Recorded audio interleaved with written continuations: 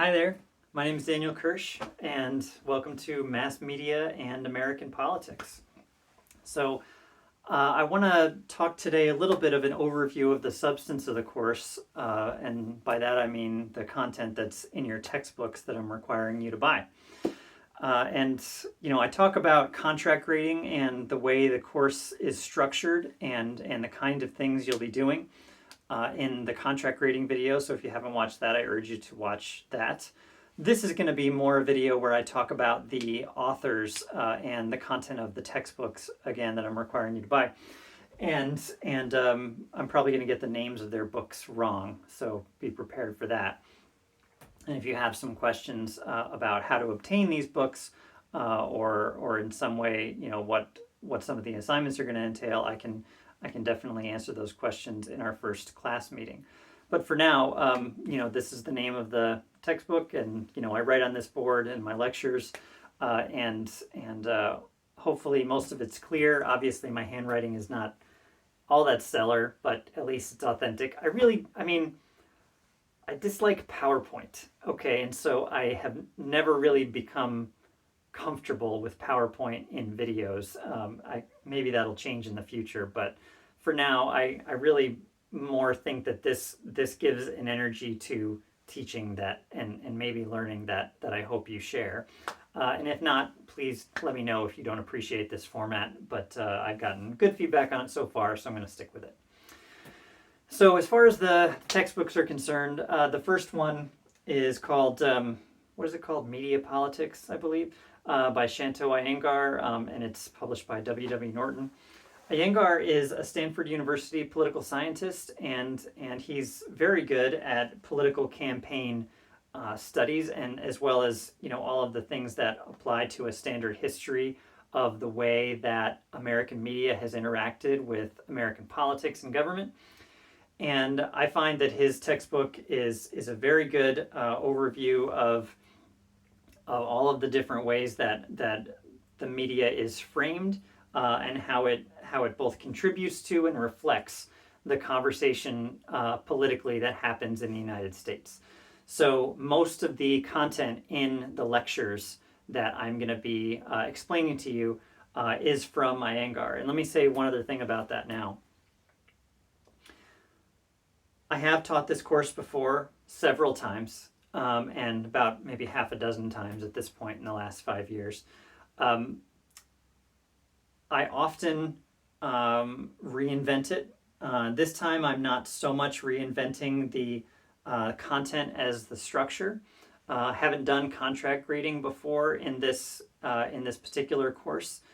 But one thing that I've primarily decided not to do is reinvent the content, because I think it really worked last time. I am throwing in McChesney, which I'll talk about in a minute. But I've taught McChesney before in another iteration of this course, so it's not new in that way. So most of the lectures that I'm going to be sharing with you, I have at this point decided are going to be lectures that I recorded in the earlier stage of the pandemic, frankly, and it's going to be from the fall of 2020. So some of the references and some of the language I use is maybe going to seem a little dated, and I'm going to look a little younger, maybe, and probably look less at ease on camera than I do currently. Just comes with experience, right? So anyway, just that's sort of a warning for you what to expect in some of these videos. But I am rewatching them to make sure that all of them are at least the content is accurate. And it's what I would share again with you today. But at least at that point, I was still getting my feet wet with some of this lecturing stuff online. But right now, I think I'd be doing you and I a disservice by doing an imperfect re-recording of some of that stuff, which is actually pretty good, at least from my perspective. But there will be some new lectures. I'm going to have to do a new lecture on McChesney, I believe, and a new lecture on research. And maybe one or two others. But for the most part, the majority of these things that you'll be seeing in the lecture videos are going to be from fall of 2020. But as far as updates and new content, I will be, there will be some of that, but it's not going to be all of it. It's probably going to be it's mostly a small minority, 3 or 4 probably at the most, over the course of the semester. So, so that's why I look different in this lecture video versus the others. Anyway, so Iyengar is going to be what most of those lecture videos consist of, and getting across the points in many of his chapters. And it is the same edition that's still released on W.W. Norton. So maybe when a new edition comes out, I can record a new lecture. But for now, it seems to be working okay, and it covers all the main points that are necessary for a course like this. Robert McChesney is not a political scientist. He's a communications professor, now retired, I believe, and McChesney is himself someone who is somewhat of a political activist. He has written many books, and he's written a lot of some articles, but I think most of his career he's written books, and some of them he's co-authored with a journalist named John Nichols. And they try to make them sort of flashy and non-academic, so some of his books seem a little bit more sensational in terms of titles that you might expect. So the one book I assigned to you is from 2013. It was a new book in 2013, and I don't believe there's been a new edition since then. So it's not a textbook. It's an academic book that makes several arguments, and it's called Digital Disconnect. But what's good about it is that it does encompass a lot of history of the media and its interactions with politics and government, but it also has a significant contribution about the state and future of the internet. And most of the things that he saw as trends back in 2013 still are trending in the same direction. But again, it is written in 2013, so it is something that you'll have to take with some grain of salt. It was written during the Obama presidency. So he hadn't yet foreseen, Trump and certainly the pandemic. But I will be sharing with you some more recent lectures and videos from McChesney to update that content as well. And so his perspective is mostly that media was never perfect in the U.S., but there have been moments where it was more public-facing than it is now, and that the internet is again, like the media, somewhat of a reflection of the ownership of resources within society, and government is merely a reflection of that as well. And government is not so much an independent actor as kind of a power center that can be captured by either private or public-facing forces. And his argument, for the most part, is that it's private-facing forces that are kind of using the internet to their own ends when it should be and could be redirected in a more public-facing way. And he's actually had, for some time now, he's been focused on something that he calls the Local Journalism Initiative, and he has an article that I'll be linking to that you can see for yourself that he wrote with John Nichols, and it's trying to get contributions for this idea that if we simply commit enough public money and public resources to establishing and continuing better, more reliable, and frankly accurate sources of information that are not geared towards selling newspapers or getting clicks online, we treat the internet and the news media as a public utility. That's something that he's more focused on, and he says that it really starts at the local level, and I'll let him explain more of that. So McChesney, the Digital Disconnect book, and you let me know with some feedback if you think that's a good book of his after you read it, and I'll be reading a lot of it too and focusing some of my lectures on some of those chapters. Brooke Gladstone is a journalist. She's still an active journalist, and she's not only a journalist, she's a media critic. She's the co-host with Bob Garfield of a WNYC public radio show and podcast now called On the Media, and it's been running for a really long time. I want to say they've been on the air for at least 20 years. And they're very entertaining, and They do a weekly show, weekly podcast through NPR, and it's they focus on a lot of things, and they primarily focus on the news media, but they also sometimes go into the entertainment media. But they also focus on the news media's interaction with politics, and often it's not even about the media. It's just about something political that you will also see elsewhere in the media. There's really hardly another current events show that is not only so topical but also so systematic that they're consistently ahead of the curve when it comes to examination of any public institution and their interaction with the media. So they did when the pandemic hit. Of course, they were very focused on the outbreak and what could be done and what the media's reaction to it was and what the public's reaction to the media was.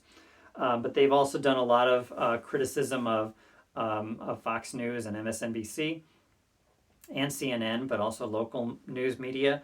And their conversation is one that's remarkably productive, and they often have not recommendations so much as kind of future facing directions and optimism about what could be next for the media, and what the media even is in the first place. So anyway, that's their podcast. But the book that I'm requiring is from the same publisher as Iyengar. It's a very venerable publisher that I like very much, W.W. Norton. It's a comic book. So also published around 2012. So sorry about that timing, but Gladstone is, like me, a comic book fan. And it was an ambition of hers to write a book that was illustrated in comic book form. And it's chock full of information. It's great. I happen to not have one right here in this room. Oh, I do. Pardon me. I'll show it to you on camera.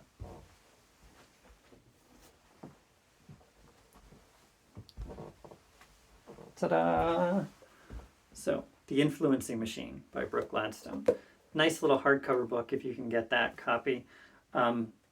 It's this kind of format. It's black and white, or more like blue and white, and talks about all of these current events back, in a way that kind of encompasses recent history. And she's herself a character, kind of narrating all of these trends in American media going back to the colonial era, talking about radio, television, newspapers, all of that stuff. It's a great little book. It's very fun to read, and it could, in some ways, it could be its own standalone textbook for a course like this, but maybe for a journalism class, but not quite for this class. So that's why you have three books, is because, this one covers a lot of political science. This one covers a little more controversy and has a little bit more of an argument to make. And this one is just, you can't leave out this book from a course on politics and the media, I find. So anyway, all three of those authors are three of the smartest people that I know talking about the media and politics in the United States today, and I think that there's a few others that I'll introduce you to as well. But in the meantime, those are the three main sources of content that you have in this course, aside from myself, who is merely a reflection of those things.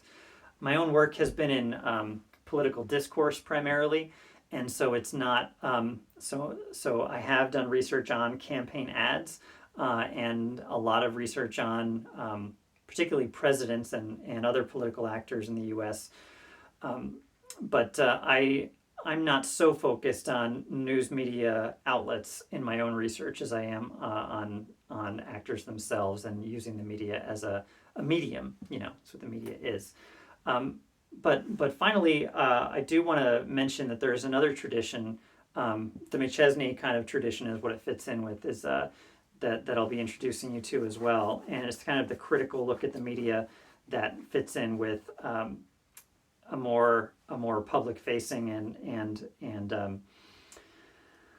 look at the media that is primarily structural and looks at the incentives they have through their ownership structure, as well as the kind of profit motive within the news media and entertainment, and that is a tradition really in politics that stretches back to Theodor Adorno and Max Horkheimer, and talking about the culture industry, and we'll be reading some of that in this course.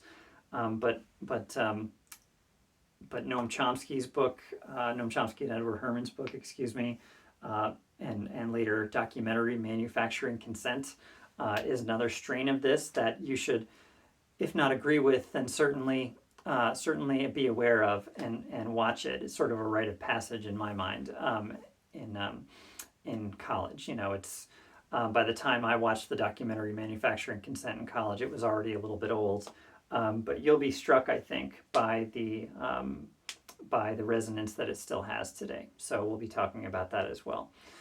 So all of that to say that these are sources of content that don't just kind of make arguments that you've heard before. They frame them in entirely different ways, and they talk primarily about the media's interaction with politics. And I want to give you the opportunity to present your own not only opinion about this stuff, but also how to look for answers in a way that is responsible, that can speak to, in a substantive way, a response, if not in agreement, then certainly in argument with one of these three authors or more. So that's what this course is about, is kind of giving you the opportunity to develop those skills and also get some background that you may lack at this point in your educational career.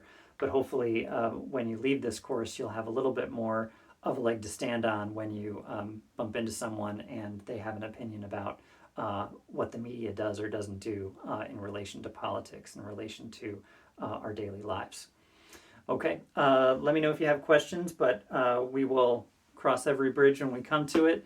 And as every module comes up, the first module, you will have a paper to write, and you'll have some conversation to engage in.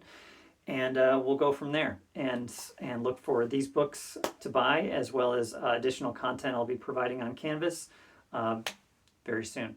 So happy to meet with you all.